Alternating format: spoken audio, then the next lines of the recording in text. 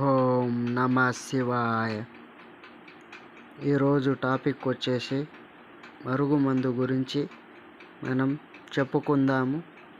ఈ వీడియోని first time ఎవరైనా చూస్తున్నట్టయితే లైక్ చేసి కామెంట్ చేసి షేర్ చేయండి. సబ్స్క్రైబ్ చేయడం మాత్రం మర్చిపోబాకండి. ఇదిగో ఈ కానొస్తున్న పువ్వు, ఆ కాయతోటి మనం మరుగుమందు తయారు చేస్తాము. ఇది లవర్కి కానీ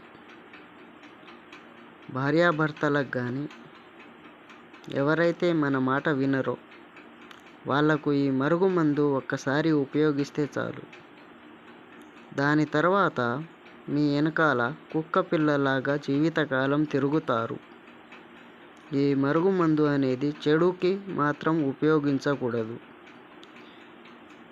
ఈ మరుగుమందు కావాల్సిన వారు స్క్రీన్ మీద ఉన్న నెంబర్కి కాల్ చేయండి.